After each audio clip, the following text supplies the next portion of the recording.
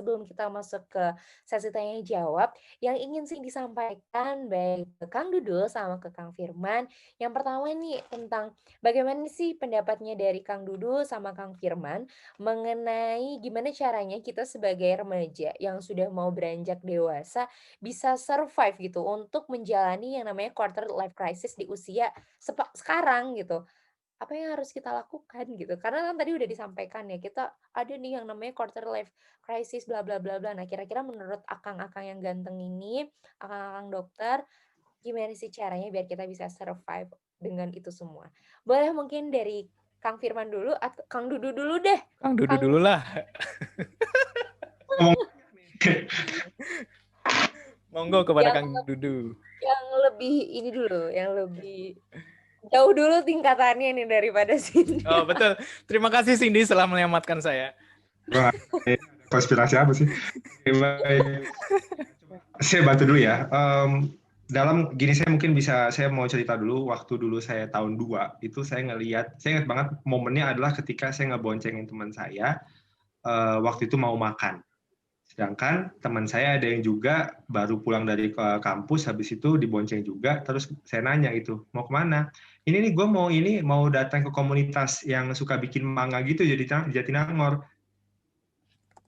Sejak dia pergi saya kepikiran, orang lain udah punya tujuan hidup, udah tahu passion, gue nggak tahu mau ngapain. Gue masih di sini-sini aja, kerjaannya nggak tahu mau ngapain. Gitu. Tapi saya cukup lama stuck di situ, tapi sebenarnya perlu dipahami bahwa saya akan ngulangi lagi ya. Gain experience itu adalah hal penting.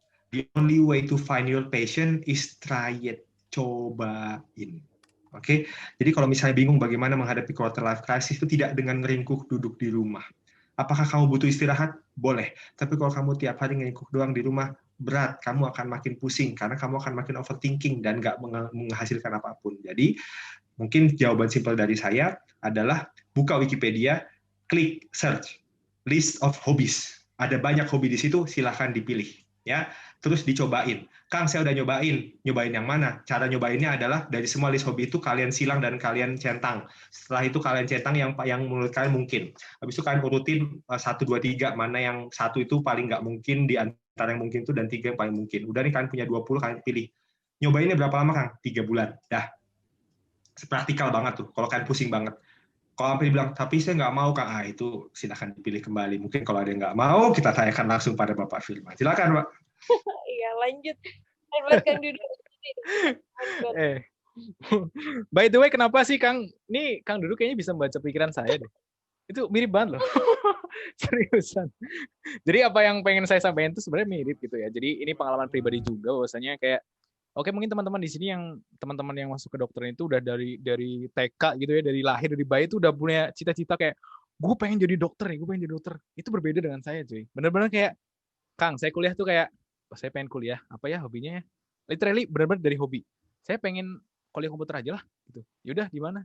Di ITB kalau nggak di UGM. Udah, jalan aja. Lakuin tes, belajar. Nggak usah pusing-pusing. Bener-bener nggak usah pusing-pusing. Karena saya merasa kayak aduh ngapain saya pusing-pusing ya, saya nggak punya, misalnya dulu kayak saya mikir kayak aduh gue nggak pintar-pintar amat, gue prestasinya biasa aja gitu, ya udah belajar tuh, terus sebenarnya dapat nih di UGM set gitu kan, kayak tapi ya nggak kayak kalian juga gitu, kayak ya udah kuliah santai lah, jalanin aja ya kan, tahu-tahu kayak nih ada kesempatan nih beasiswa gitu kedokteran, coba nggak ya, cobalah, nggak tahun depan kayaknya nggak bisa lagi, coba aja, udah bener-bener ya udah gitu. Itu impulsif banget sih, tapi bener kayak ini saran dari Kang Dudu sangat praktis sekali dan itu mudah dilakukan teman-teman. Dan apa namanya ya, mengalami quarter life crisis ini saya bawa data juga ya Kang. Dari University of Greenwich ya, itu quarter life crisis itu terjadi dari 20 sampai 40 tahun. Nah, biasanya di usia 40 tahun nih, 30 ke 40 tahun tuh lebih tinggi intensinya dibandingkan yang sekarang-sekarang. Nah, mumpung belum muncul KLC yang berat banget, udah cobain aja semua, ya kan? Gak masalah gitu. Even kamu nanti akan terperosok atau gimana, cobain aja gitu. Duh, aku pengen nyobain yang ini itu gitu. Minum ini tuh sebagai, udah cobain aja dulu gitu. Nanti kamu tahu rasanya gimana. Setelah tahu rasanya gimana, Ya udah tentukan keputusanmu. Itu mempengaruhi hidup kamu atau enggak? Membantu hidup kamu atau enggak? Kayak gitu. Gitu. Punten Kang Dudu. Iya tuh, udah bener banget kan. Pernah datang ke KFC nggak sih? Ke KFC BTW, kalau belum endorse Hima, silakan bayar ke Hima. Saya lagi endorse kalian. Ya, eh, KFC itu kalau kalian lihat ya, nyari fotonya itu pasti foundernya udah tua. Dan memang saat itulah dia sukses. Jadi kalau kalian masih umur segini, udah bingung kenapa gua nggak sukses, tenang aja, tenang aja. Semua orang ada masanya masing-masing. Kalian nggak sedang Betul. berlomba aja. Oke? Silakan saya kembalikan sama Betul. Siti. Oke, wah itu keren banget ya teman-teman semua, singkat, padat, dan jelas. Jadi ya udah gitu, jalani. Dan yang terpenting adalah kalian juga harus mencari list hobi yang mungkin kalau kalian nggak tahu hobi kalian apa pada saat kalian coba, ternyata itu hobi kalian gitu. So why not untuk mencoba. Oke, Kang Dudu dan Kang Firman di sini akan langsung ada pertanyaan-pertanyaan. Banyak banget sebetulnya yang nanya nih lewat Slido tadi. Tapi karena berhubung ternyata waktu kita sudah mau mendekati waktu maghrib, jadi hanya akan ada 2 pertanyaan aja yang akan disampaikan. Yang pertama pertanyaannya dari Kang Kamarul. Kang Kamarul dari Unimus. Katanya izin bertanya nih, apakah ada orang yang tidak mengalami masa KL KLC dalam dirinya? Kenapa? Kok bisa? Dan bagaimana sih cara berdamai dengan masa lalu? Jadi ada 2 pertanyaan. Ada nggak sih orang yang dia itu nggak pernah mengalami KLC ini, terus bagaimana sih caranya berdamai dengan masa lalu? Wow, kayaknya dia lagi curhat nih.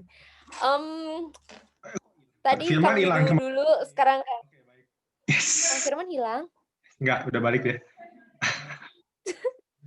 Oh, udah balik lagi. Kemana dulu sih Kang Firman? Aduh, tadi Kang Firman pertanyaannya udah jelas belum, Kang? Berdamai dengan masa lalu. Betul nggak? Iya, jadi ada nggak sih menurut Akang orang yang nggak pernah mengalami KLC ini, terus gimana sih caranya berdamai dengan masa lalu? Gitu. Tadi yang pertama apa? Ada orang yang pernah apa? KLC apa? Yang nggak pernah mengalami quarter life crisis dalam Oh hidupnya. iya. Kalau pernah mengalami, ada nggak orang yang nggak pernah mengalami quarter life crisis ini? Sebenarnya secara ilmiah memang belum bisa dibuktikan ya, kayak gitu. Jadi kalaupun misalnya kayak QLC itu setauku ada tahap-tahapnya gitu, dan harus terpenuhi gitu kan tahap-tahapnya kenapa orang ini bisa dikatakan QLC atau enggak. Dan itu belum ada penelitian yang bisa membuktikan sih apakah semua orang tuh mengalami QLC atau enggak. Tapi memang kebanyakan secara umum lah kita pasti akan berpikir terhadap suatu hal yang membuat kita tuh bingung gitu, kayak mau ngapain, itu pasti iya. Dan berdamai dengan masa lalu itu gimana ya? Setiap orang memiliki caranya masing-masing pasti, ya kan? Dan belum tentu apa yang saya sampaikan juga atau Kang Dudu sampaikan juga akan bekerja, akan works gitu pada diri teman masing-masing. Yang perlu ditekankan adalah pertama adalah accept. Kita terima masa lalu yang sudah pernah kita alamin. Itu kunci pertamanya.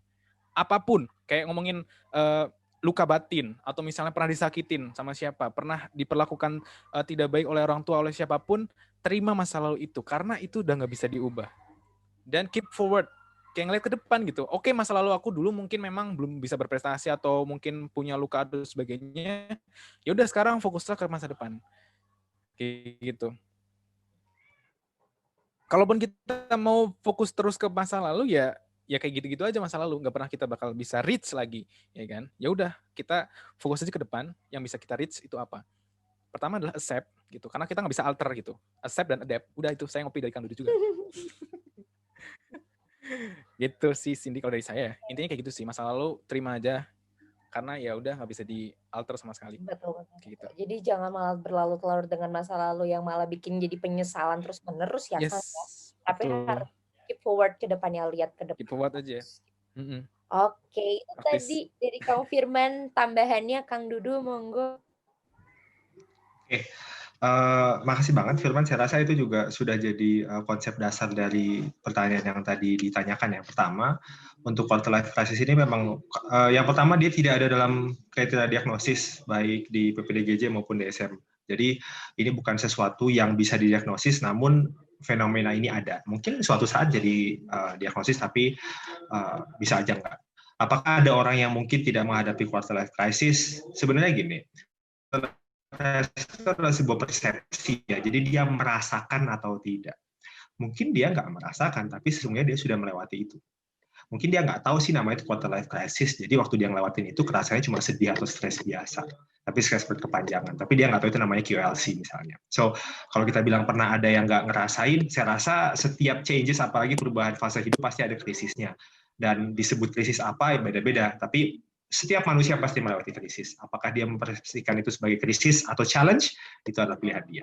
Oke, yang kedua adalah bagaimana bisa berdamai dengan masa lalu. Tadi ya sebenarnya di skip aja, cuma saya mau coba kasih metode yang lebih konkret. Mungkin saya sampaikan biasa kepada pasien adalah yang pertama gini. Yang pertama, ganti pertanyaan kenapa kamu jadi apa. Pertanyaan kita yang bikin kita overthinking dan susah untuk melewati masa lalu adalah kenapa ya gua dulu kayak gitu, kenapa ya dia ninggalin gua, kenapa ya orang tua gua abusive, kenapa ya. Mari kita ganti dengan apa yang bisa saya lakukan buat anak saya nanti agar saya tidak seperti orang tua saya, apa yang bisa saya lakukan agar tidak lagi ditinggalkan oleh orang, apa yang saya bisa lakukan agar waktu saya tidak terbuang lagi. Pikiran masa lalu itu pasti ada.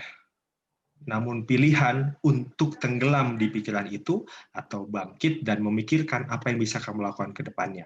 Bukan dalam kendali kamu menjadi seperti apa dan kamu dididik seperti apa, tapi dalam kendali kamulah kamu mau jadi orang seperti apa dan mendidik anak seperti apa. Seperti itu. Terima kasih. Wah, keren banget. Bener, jangan terlalu iya betul sih. Intinya adalah tetap melihatnya ke depan dan malah berkaca ya. Ternyata apa yang memang yang dulu-dulu dilakukan jangan sampai terjadi lagi seperti itu. Keren banget. Aduh. Nah, aku juga jadi pengen nanya tapi ya udahlah ya, orang pengen dulu. Nih, ada pertanyaan lagi dari anonim sih. Ini anonim tapi beliau dari Kudus, dari Mandua Kudus. Wow, jadi bukan hanya mahasiswa aja, Kang Dudus sama Kang Firman. Sekolah juga keren banget. Bener ya, Lesti Z ini, wah luar biasa lah berbicara tentang mental health. Nah, katanya si anonim ini, katanya apakah ada overthinking yang positive vibes? Yang menguntungkan untuk diri pada masa depan? Kalau ada, apa contohnya? Ada nggak? Dari siapa dulu nih mungkin yang mau jawab? Rolling aja. Susah aja lah. Adil aja ya. Oke. Apakah ada overthinking yang menyebabkan positive vibes? Ya, sekali lagi ya, all vibes are welcome. Jadi kalau vibes kamu lagi nggak enak juga bukan berarti kamu kamu adalah orang yang buruk, nggak. Kamu hanya dalam kondisi yang buruk, tapi bukan berarti kamu orang yang buruk. Oke ya. Apakah ada overthinking yang bikin positive vibes? Gini, tergantung kamu mendefinisikan overthinking itu seperti apa. Bagi saya, overthinking itu saya definisikan sebagai berpikir dalam kondisi circling atau berputar dalam suatu hal, gitu kan? Dalam kondisi yang tidak berfokus pada solusi, tapi berfokus pada masalah seperti yang disampaikan sama Firman tadi. Jadi kalau orang yang berputar dalam sebuah masalah dan di situ-situ aja, dan membuat ini overthinking itu kayak kalian di kursi goyang. Kayak kalian berasa berprogres, berproses, kayak kalian lagi mikir, namanya juga overthinking gitu ya. Tapi sebenarnya nggak kemana-mana gitu sebenarnya. Di situ-situ aja. Jadi overthinking itu adalah hal yang memang kondisi yang kurang baik memang ketika kita dalam kondisi itu. Tapi bukan berarti itu pilihan kamu ya. Kadang-kadang memang kondisinya kayak gitu. Nah, bagaimana bisa membuat sebuah pemikiran yang positif adalah tadi mengubah pertanyaan why am I being like this itu menjadi what can I be in the future? Why am I treated like this? Jadi how atau misalnya what should I do to treat people better than people treat me? Jadi pertanyaannya itu adalah bagaimana saya bisa melakukan sesuatu gitu kan. Overthinking itu biasanya dilakukan oleh orang ya ketika dia memikirkan sesuatu yang tidak bisa dia kendalikan. Kenapa ya orang-orang ngatain gua terlalu rajin belajar? Mau kamu rajin belajar kek, nggak rajin belajar kek, pasti ada yang ngomongin. Pasti ada yang ngomongin. Dan itu bukan dalam kendali kamu. Dan itu nggak ada solusinya. Solusinya adalah bagaimana saya bisa terus belajar, tapi bermanfaat buat orang lain. Sudah, selesai. Tapi udah ngasih manfaat, orang-orang tetap ngomongin, ya memang namanya juga netizen. Jadi tenang aja, memang itu adalah sudah fitrahnya. Nah, jadi sekali lagi, bagaimana cara berpikir yang positif adalah berpikir tidak dengan menanyakan mengapa saya seperti ini, tapi berpikir apa yang bisa saya lakukan ke depannya. Selanjutnya yang kedua adalah juga berkumpul dengan orang-orang yang juga mau untuk berpikir mencari solusi, bukan mau berpikir dengan orang-orang yang sesungguhnya hanya membicarakan masalah saja. Nah, gitu. Tapi emang nggak boleh Kak ketemu sama orang yang mau ngomongin masalah. Ya nggak apa-apa kalau ada yang mau curhat ya. Tapi kalian bayangin kalau 4 jam ngerumpi cuma ngomongin masalah, kan kagak ada hasilnya. Gitu. Jadi ya, membicarakan masalah itu penting. Latar belakang permasalahan selalu ada di dalam skripsi atau karya tulis. Tapi dia hanya 1/4 atau 1/5 dari karya tulis itu. Jadi kalau kalian lagi ngobrol 5 jam, pastikan itu hanya sejam ngomongin masalah dan sisanya ngomongin solusi. Secara konkret seperti itu. Jadi berfokus pada solusi, menanyakan apa yang bisa saya lakukan ke depannya, bukan mengapa saya begini sekarang. Terima kasih. Oke, wah keren banget. Lanjut deh dari Kang Firman gimana? Kalau dari aku menambahkan ya, jadi mungkin sedikit membawa satu bahasan filsafat kali ya, filsafat stoik gitu. Di filsafat stoik ini tadi Kang Dudu sudah menyampaikan juga salah satu konsep dari filsafat stoik adalah kita tidak bisa mengubah suatu hal yang kita tidak memiliki kontrol terhadapnya. Satu itu, ya kan. Nah, yang kedua berkaitan dengan pertanyaannya adalah overthinking ini ada yang positif atau enggak? Betul apa yang disampaikan Kang Dudu, kembali lagi kepada definisi kita masing-masing. Nah, ketika kita menganggap itu overthinking, menurut saya justru langsung ubah aja overthinking ini menjadi suatu keadaan yang memang betul-betul potensial mungkin terjadi. Contoh misal, ujian. Gimana ya kalau misalnya gue nggak lulus? Ya udah langsung aja. Kalau misalnya gue nggak lulus, gue harus ngapain? Kalau misalnya nilai gue 6, gue harus ngapain? Kalau misalnya nanti gue nilai 7, gue harus ngapain? Misal, kita naik motor. Aduh, gue takut tabrakan. Ya udah, kalau misalnya lu tabrakan, lu harus ngapain? Langsung saja jadikan sebuah potensi kemungkinan yang semuanya ada dan kita rencanakan gitu. Daripada kita bertakut-takut doang gitu, aduh nanti gue takut ini, jadi malah nggak bisa ngambil tindakan sama sekali kayak gitu. Ada salah satu hasil diskusi dari teman-teman saya gitu, dan saya mengenai sebuah paradox of fear. Jadi paradox of fear ini yang kita diskusikan adalah semakin kita bunyinya gini. Ketika kita takut, ya kan, pernah lah ya, kita pasti takut. Ketika kita memiliki rasa ketakutan ini, semakin kita dekat dengan sumber ketakutan, atau kita berusaha mendekati sumber ketakutan itu maka akan hilang. Tetapi ketika kita semakin jauh dengan sumber ketakutan itu, atau kita menjauh dari ketakutan itu akan semakin besar. Contoh misal apa? Kita belajar soka. Ya, contoh nih ya, soka nih. Semakin kita kayak, mendekati hari H, pasti semakin takut kan? Ya kan? Ya udah, karena kita mau ujian, udah belajar aja gitu. Bodo amat, mau lulus mau enggak, belajar aja. Dibanding kita menunda belajar, ntar aja lah belajarnya, gue masih takut masuk gitu. Sini gitu. Udah, tabrak aja udah. Lakuin, belajar kayak gitu. Kayak gitu sih. Jadi semakin kita takut, ketika kita punya ketakutan, semakin kita bisa mendekati sumber ketakutan itu, insya Allah sumber ketakutan itu akan hilang. Dan caranya kayak gitu. Melihat semua itu sebagai sebuah potensi yang ada, planning dan lakukan. Udah, gitu aja. Oke, mantap. Ada pertanyaan nih, datang lagi dari Teh Lia dari UI. Katanya gini, Kang Dudu sama Kang Firman. Gimana sih cara menjaga emosi untuk bisa ngerjain to-do list yang udah dibuat? Nah, contohnya nih kita tuh udah buat schedule, tapi sering banget tiba-tiba kayak mental tuh udah down ketika ada schedule-nya nggak kekerjain. So, what should I do? Jadi harus gimana nih, Kang? Kang Firman dulu. Kasih sama yang ngasih saran scheduling lah. Iya. Oke Kang, siap. Ini menarik sih ya. Berarti ketika kita misalnya tadi udah punya schedule, udah punya to-do list dan sebagainya, tetapi ada suatu hal yang memang betul-betul membuat kayak semua itu terdistract dan kita nggak bisa melakukan itu sesuai dengan to-do listnya, ya kan? Kurang lebih kondisinya kayak gitu.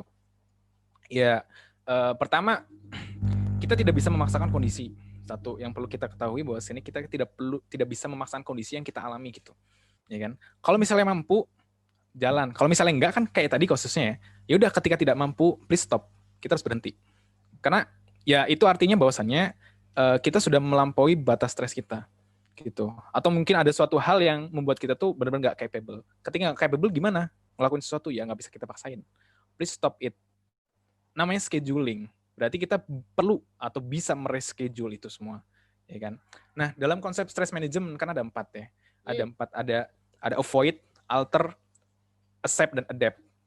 Kalau misalnya kondisinya kayak gini, ya bagaimana? Pertama, alter it. Ya udah, kondisi yang membuat kita menjadi stres bisa nggak dialter sehingga stresnya berkurang. Bisa nggak di-avoid, gitu, dihindari bisa nggak? Kalau dua itu nggak bisa, kembali lagi ke yang ketiga, accept it. Terima itu dulu dan berhenti semua. Ketika to-do list-nya rusak, adapt it. Kita rubah semua jadwalnya. Kita rescheduling lagi. Kayak gitu. Karena ya udah, kita keep forward aja. Fokus pada stresornya, kita avoid atau alter, terus kemudian kepada reaksi kita sebagai manusia itu mengeluarkan emosi, kita accept dan adapt to it gitu. Gitu sih mungkin praktisnya gitu. Mangga Kang Dudu menambahkan. Jadi mau nambahin? Ya, baik. Mungkin saya mau coba untuk menyampaikan dulu ya. Memang ada orang yang mudah untuk bisa keluar dari sebuah rutinitas atau sesuatu yang teratur. Mudah impulsif, mudah mengubah sesuatu, mudah untuk berpikir disruptif gitu kan. Tapi ada beberapa orang yang cenderung konservatif, ikut sama aturan, dan apalagi aturan atau schedule yang dibuatnya sendiri. Sangat kecewa memang rasanya ketika schedule-nya harus berubah, dan itu memang rasanya nggak enak banget, dan itu wajar. Mungkin Lia yang di UI yang nanya tadi adalah salah satu orang seperti itu gitu, termasuk orang yang membuat schedule itu begitu perhitungannya, begitu udah sesuainya, tiba-tiba ada sesuatu yang mengubah itu semua dan akhirnya nggak nyaman banget gitu kan. Nah, ini harus kita pahami bahwa ketika kita bermain dengan schedule, tadi disampaikan sama Firman, namanya schedule itu adalah sebuah perencanaan gitu kan. Membuat rencana itu adalah sebuah kemampuan manusia yang bagus gitu kan. Tapi selalu kita ingat bahwa manusia itu berencana, Tuhan yang menentukan. Jadi pada akhirnya sebenarnya perubahan schedule itu juga termasuk hal yang tidak bisa kita kontrol. Sekarang pertanyaan reaksi kita apa? Marah-marah kah? Panjangan ya, marah sebentar nggak apa-apa ya.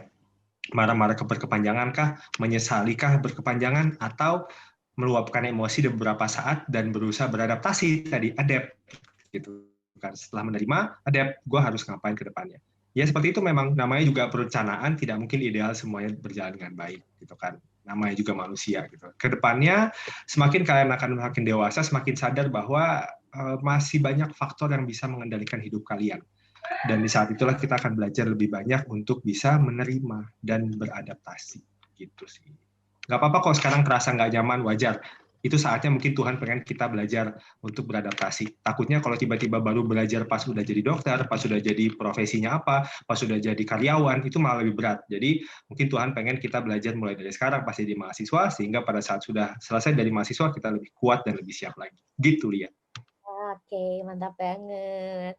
Nah, berhubung ini waktunya sedikit lagi nih, ada aku mau nanya sih sebetulnya, ini pertanyaan dari aku ya. Cindy, Unpad_Cindy, underscore pertanyaannya adalah, pertanyaan gini nih, terkadang kan kita nih ya, Kang Dudu sama Kang Firman, kita tuh mengalami si quarter life crisis ini kan. Terus kayak orang tuh nggak tahu kalau kita tuh lagi down, terus kayak orang nggak ngerti kalau kita tuh lagi kayak nggak mood lain itu. Karena kan kalau misalkan yang namanya stres kayak gitu, bukan hanya berpengaruh ke insomnia atau ke hal-hal yang tadi sudah disampaikan, tetapi sometimes itu juga bikin jadi mood kita turun pasti. Terus tanpa kita sadari, terkadang orang-orang di sekitar kita pun jadi kena efeknya kan.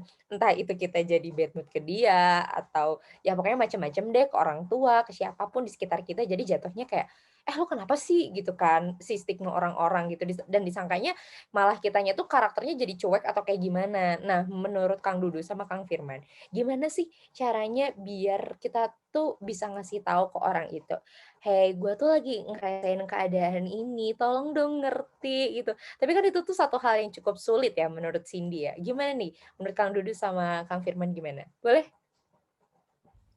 Monggo. Terakhir tadi, oke, baiklah. Oke. Siapa dulu sih? Oke lah. Ya, whatever.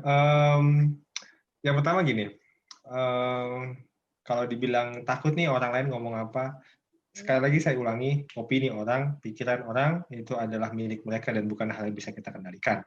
Jadi apapun yang kita lakukan sesungguhnya sangat berpotensi untuk diomongin orang nggak baik. Jadi abaikan dulu. bagian situ. Yang kedua, setiap orang itu punya ego defense mechanism atau mekanisme pertahanan ego. Yang dimana ada orang yang sudah matur, sudah dewasa, ada yang masih tidak matur, imatur, atau bahkan patologis atau mengarah kepada sebuah masalah mental pada akhirnya. Ada yang namanya displacement. Displacement itu adalah kita mendapatkan sebuah tekanan di mana kita nggak bisa mengembalikan tekanan itu ke dia. Misalnya kita dimarahin sama guru, gitu kan, kita nggak bisa marah balik sama guru. Kita dimarahin sama dosen, kita nggak bisa marah balik sama dosen. Akhirnya kita marah sama siapa? Sama orang tua, sama teman, sama pacar. Sesungguhnya itu adalah salah satu ego defense mechanism yang imatur atau tidak dewasa. Kita harus sama-sama paham itu. Jadi, sekalipun itu wajar kita pahami sekarang, kita rasakan sekarang, jangan sampai itu jadi sebuah excuse bahwa aku kayak gini. Kita bisa sama-sama berubah jadi lebih baik. Kita memang kondisinya seperti itu. Saya juga dalam masa itu pernah, tapi saya merasa bahwa saya harus segera berubah. Yang pertama. Yang kedua adalah bagaimana salah satu ego defense mechanism yang bagus adalah yang namanya adalah supresi. Supresi itu seperti apa? Jadi menyampaikan pada waktu yang tepat di masa yang tepat. Jadi misalnya kita lagi marah sekarang nih ya, yang Cindy katakan tadi udah benar, jadi sampaikan. Misalnya, Sin main yuk, gue pengen ngajak lu main. Mohon maaf banget, sekarang lagi nggak nyaman, lagi banyak tugas dan gue lagi stres banget. Kalau nanti ada waktu, gue bakal join. Lu nggak asik lu. Itu adalah contoh teman yang tidak baik. Jadi highlight-nya itu ya. Jadi, Betul. itu bayangin deh, misalnya Cindy ada teman yang bilang, maaf ya Sin, gitu kan, gue lagi nggak enak banget nih, gue lagi nggak nyaman. Kalau sampai Cindy bilang, nggak asik lu, masalah berarti. Jadi pasti kita udah belajar gitu. Kalau kita udah belajar bahwa kesehatan mental kita ingin dimengerti, saat ada orang yang menyampaikan hal demikian, ya kita mengerti juga gitu. Oke, baiklah kalau gitu. Kalau ada yang bisa gue bantu, bilang ya, udah tinggal aja dulu. Tapi kalau dia udah withdrawal 3 hari lebih, tolong di-reach ya, jangan ditinggalin. Cuma kalau misalnya kondisi yang gue nggak bisa main nih, gue lagi stres banget, oke nggak apa-apa, nanti kalau ada yang butuh bantuan gue bilang aja.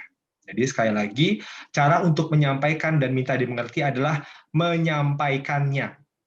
Dah, apa yang membuat kita tidak mau menyampaikan? Mungkin tanpa sadar kita gengsi, takut dibilang lemah, takut dibilang cuek, takut dibilang nggak sombong, takut dibilang nggak gaul. Tolong sayangi diri kamu. Sayangi diri kamu lebih daripada apapun yang lainnya. Kamu nggak akan bisa main sama teman kamu kalau nggak sayang sama diri kamu dulu. Jadi, sampaikan bahwa saya lagi nggak nyaman, tolong dimengerti, nanti ke depannya kalau udah oke, saya bakal main lagi kok. Gitu.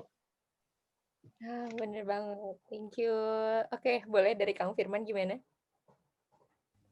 Oke, ini pertanyaan menarik ya. Dengan bagaimana sih cara kita menyampaikan bahwasannya kita tuh lagi nggak oke banget nih, jangan ajak-ajak gue dong, tolong ngertiin gue kayak gitu, ya nggak? Gitu ya, Sin ya. Ini sih kayaknya semua orang mengalami ya, kayak, kenapa sih orang-orang tuh nggak ngerti kalau gue tuh lagi kayak gini gitu. Please dong ngertiin gue, tapi gue nggak mau nyampein ngomong gitu. Ya nggak? Gue tuh susah ngomong sama lu gitu, tolong lu ngertiin gue gitu. Ya nggak? Tadi udah dasarnya udah disampaikan sama Kang Dudu dan itu betul banget kayak kita nggak bisa bukan nggak bisa sih sebenarnya. Lebih pertanyaan kayak gini kalau aku, apa sih pengaruh dari apa yang mereka omongkan kepada diri kita gitu? Pengaruhnya apa?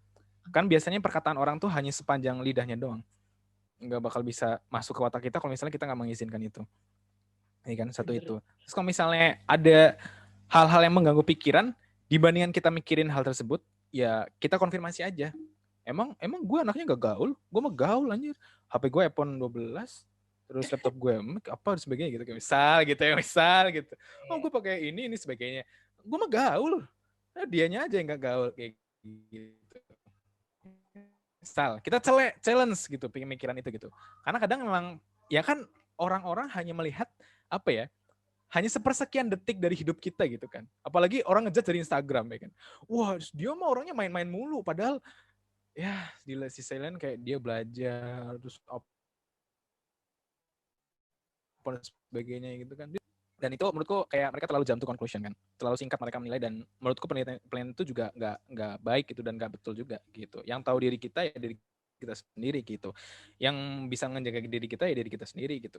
Nah, berkaitan dengan hal tersebut ya, bisa mungkin saya singgung sedikit mengenai people pleasing gitu ya. Kayak misalnya "Oi, main dong," gitu. Biasanya kita ngikutin, "Oh iyalah, gue nggak enak karena dia teman gue, sahabat gue, jadi gue ikut main lah." Jadi people pleasing jadinya. Kalau misalnya, "Cuy bantuin gue dong, gue gini-gini, TA gue kayak gini-gini." Padahal kita masih punya kerjaan atau kondisi kita nggak fit gitu, nggak baik gitu. Karena kita bukan mementingkan sih, karena kita berorientasi cenderung untuk mementingkan perkataan orang gitu ya, kayak takut dinilai jelek gitu sama orang lain, kita mengorbankan diri kita gitu. Kayak, oh yaudah deh gue bantuin lu gitu, ngerjain ini. Sedangkan kewajiban kita nggak terpenuhi, sedangkan kondisi kita tidak baik kayak gitu. Itu perlu diketahui bahwasanya people pleasing tidak akan pernah menguntungkan kedua belah pihak. Baik kita sebagai people pleasernya, atau mereka yang meminta bantuan atau meminta suatu hal kepada kita. Mereka kalau misalnya nggak dapat dari kita, nyari yang lain gitu. Ya nggak? Pasti kayak gitu, ya kan? Pasti nyari yang lain gitu. Memang wataknya manusia kayak gitu. Dan kalau misalnya kita nggak peduli pada diri kita sendiri, ya selamanya kita bakal menjadi people pleaser dan hidup kita bakal dikontrol sama orang kayak gitu. Kayak gitu, Cindy, kurang lebih ya. Mantap, mantap. Kang Dudu, Kang Firman, keren banget. Thank you juga ya. Ini jadi aku nanya nih di forum kayak gitu, nggak apa lah ya. Jadi lebih sering diskusi lagi karena luar biasa banget. Bener sih, terkadang ya itu yang aku rasain. Kadang kayak kita lagi merasa apa, terus kayak orang memaksa kita untuk melakukan hal yang memang menurut kita, gue lagi nggak mood buat ngelakuin itu, gitu ya kan. Wah, keren banget. Tadi kita udah belajar tentang banyak hal. Salah satunya adalah tentang overthinking, insomnia, kemudian juga tentang quarter life crisis juga, dan masih banyak lagi. Kita punya 1 menit terakhir. Di sini aku pengen minta 1 kalimat closing statement dari Kang Dudu sama Kang Firman di 1 menit ini. Boleh dari Kang Dudu dulu deh. 1 kalimat untuk webinar ini, closing statement-nya apa? You don't have to be perfect, kamu nggak harus jadi sempurna, cukup jadi good enough. Seperti apa good enough? Cukup tinggalkan sesuatu lebih baik daripada saat kamu menemukannya. Leave it better than you found it. Dah, selesai dan kamu udah cukup baik. Jadi, banget dan kamu nggak perlu mikirin orang lain. Yang penting kamu lebih baik dari masa lalu kamu. Terima kasih. Wah, good job. Thank you banget, Yes. Kak. Betul. Dari Kang Firman, boleh? Oke, berhubungan dengan tadi udah Kang Dudu mengenai kecukupan diri, sekarang mungkin tentang overthinking dan insecurity. Stop comparing, start engaging. Ketika kita merasakan hal tersebut, berhentilah membandingkan, terus kita mulai engage kepada orang yang mungkin kita bandingkan. Kayak gitu. Jadi kayak misalnya, oh sepatu lu kok bagus ya, penampilan lu kok bagus, bagaimana caranya biar gue bisa bagus kayak lu? Kayak gitu. Wah, keren banget. Itu dia closing statement dari dua narasumber yang kece banget, yaitu ada Kang Dudu sama Kang Firman juga yang sangat luar biasa. Aku mau ngucapin thank you banget untuk teman-teman semua dan khususnya buat kedua narasumber yang wah luar biasa sih.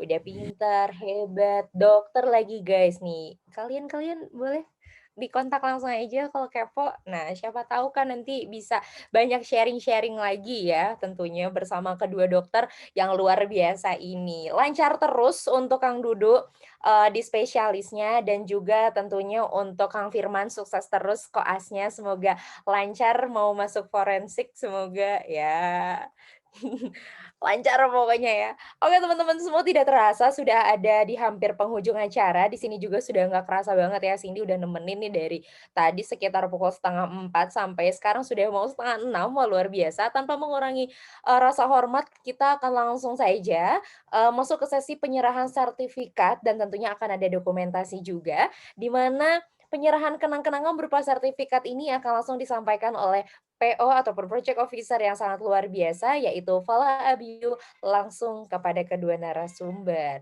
Baik, mungkin yang pertama boleh untuk siapa dulu ini? Untuk Kang Dudu dulu kah? Oke, untuk Dokter Abdullah Ihsan. Boleh mungkin Falah kita foto bersama dulu. Ini seru banget sih kucingnya Cindy. Jadi pengen. Oh iya, sorry ada kucing. Nggak apa-apa. Dihitung ya. 1, 2, 3.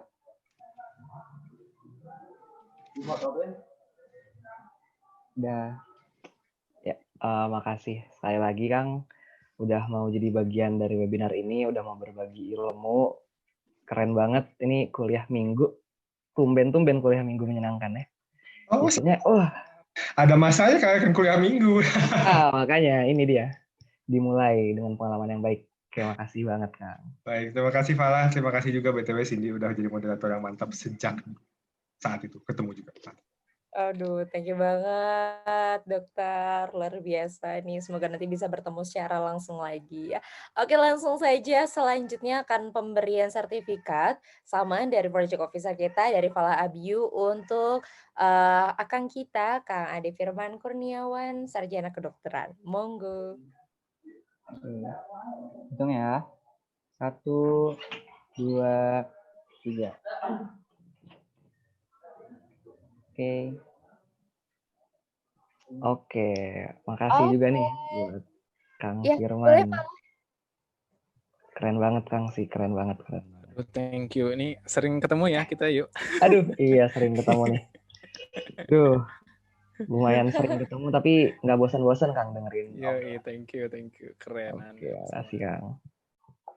Oke, teman-teman semua dan tentunya dokter dan Kang Firman, kita bakal foto bareng terlebih dahulu ya.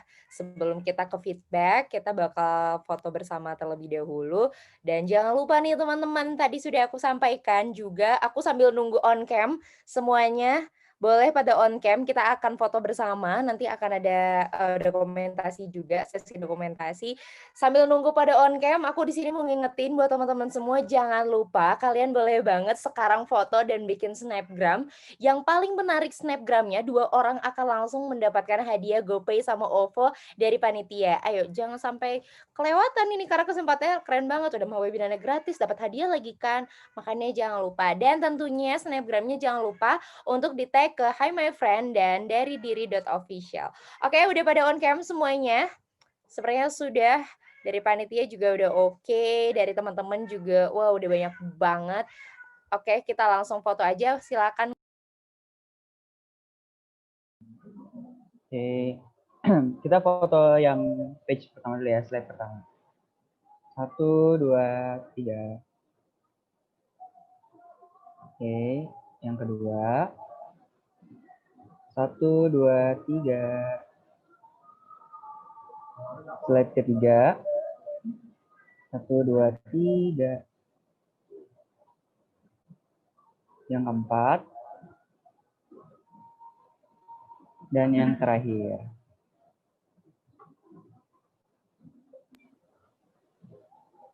Udah ya.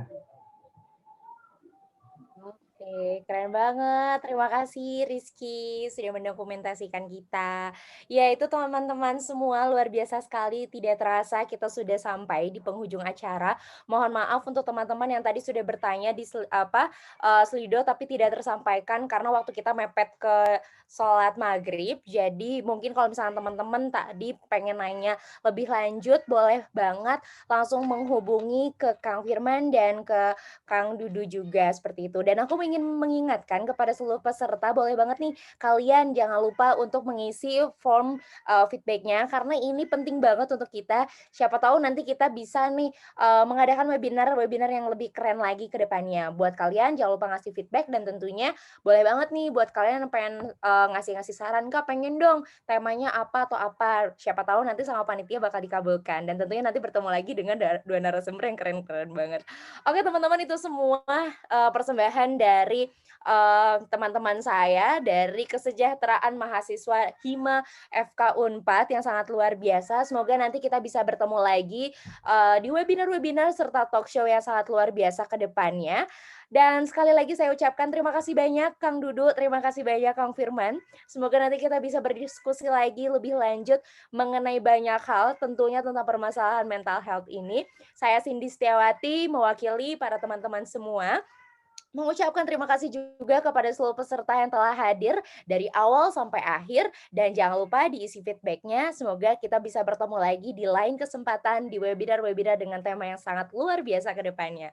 So, itu saja dari saya dan dari teman-teman panitia semuanya. Saya Cindy Setiawati mewakili seluruh jajaran panitia mengucapkan terima kasih dan mohon maaf apabila terdapat kesalahan. Semoga kita bisa bertemu di lain kesempatan. Dan sampai jumpa billahi taufiq wal hidayah. Wassalamualaikum warahmatullahi wabarakatuh.